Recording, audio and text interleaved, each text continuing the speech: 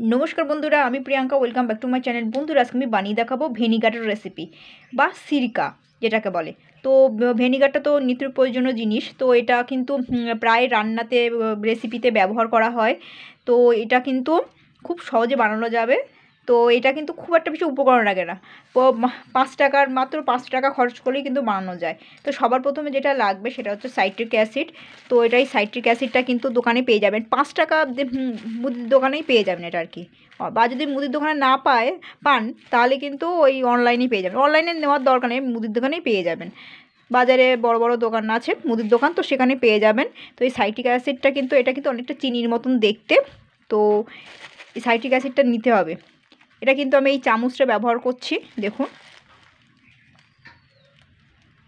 আমি কিন্তু এই চামচটা আমি ব্যবহার করব। তো তার আগে একটা কথা বলি, এখানে সাইট্রিক অ্যাসিড নিয়েছি আর নুন নিয়েছি, আর এখানে কিন্তু জলটা হচ্ছে মেন জিনিস।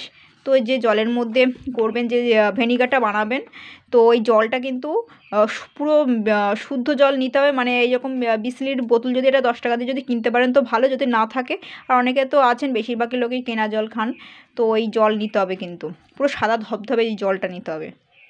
তো আর যদি লাল জল হয় সেগুলো না নেওয়াই ভালো, সেইগুলো কিন্তু বেশি দিন কিন্তু ভালো থাকবে না ভিনেগারটা বানালে। তো এইরকম বিসলেরির বোতল যদি পান 10 টাকা করে, এটা নিলে সবথেকে বেশি ভালো হয়, কারণ এটা অনেক দিন পর্যন্ত থাকবে, ঠিক আছে। আর ওই বিসলেরির বোতলে তো জলের মধ্যে তো ওষুধ দেওয়া থাকে, তো ওটা অনেক দিন পর্যন্ত জলটা ভালো থাকবে, তো সেটা ব্যবহার করতে পারেন। আর যদি কেনা জল থাকে বাড়িতে তো সেটা দিয়েও করতে পারেন। তো আমি কিন্তু এটা কিন্তু আমি আমার বাড়িতে এরকম কেনা জল আছে বলে তো আমি এটা কিনিনি। আপনার কেনা জলটা হলে ভালো হয়। তো এখানে আমি এবারটা বাটি নিয়েছি, দেখুন বাটিটার মধ্যে অল্প একটু জল নিয়ে নেবো। এখান থেকে আমি 500 গ্রামের জলের বোতল নিয়েছি, কিন্তু এখানে আমি বেশ খানিকটা কিন্তু জল নিয়ে নিলাম। মুটকিটাকে আটকে রাখি, নাহলে জলের বোতলটা পড়ে যাবে। এবার পরিমাপ করে দিতে হবে কিন্তু। এটা রাখলাম। এইবারে দেখুন এই চামচটা অনুযায়ী কিন্তু করব, ঠিক আছে। দেখুন এই 1 চামচ কিন্তু সাইট্রিক অ্যাসিড নিলাম, আবার কিন্তু আরও 1 চামচ নেব, 2 চামচ, এখানে হচ্ছে 3 চামচ, আর হচ্ছে 4 চামচ, ঠিক আছে। মোটমাট এরকম একটা স্টিলের চামচ যদি থাকে, বা স্টিলের চামচ কিন্তু এরকম ধরনের অনেকের বাড়িতে আছে, তো এই চামচ অনুযায়ী 1 চামচ দিতে পারেন। আর এই চামচটা অনুযায়ী 4 চামচ দিলাম। তো এবারে তার 1 ভাগ কিন্তু নুন নিতে হবে, এই যে 1 ভাগ কিন্তু আমি নুন নিয়েছি, এই নুনটা নিয়ে নিলাম। এইবার কিন্তু এই সাইট্রিক অ্যাসিডটা আর এই নুনটা কিন্তু ভালো করে কিন্তু গুলে নিতে হবে, ভালো করে কিন্তু আগে গুলে নিতে হবে। আর লাল জলে না বানানোই ভালো, ওটা কিন্তু বেশি দিন থাকবে না।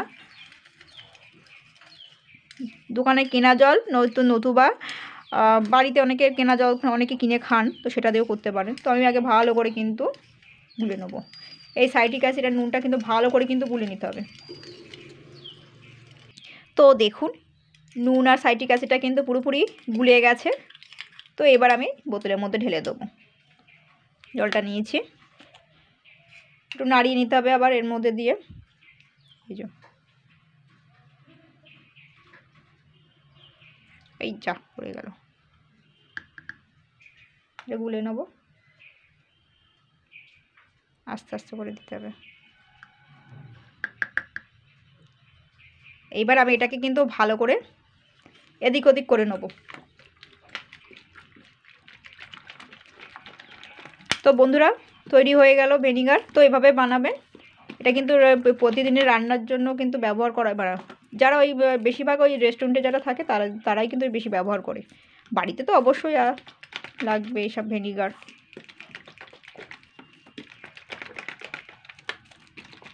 দেখুন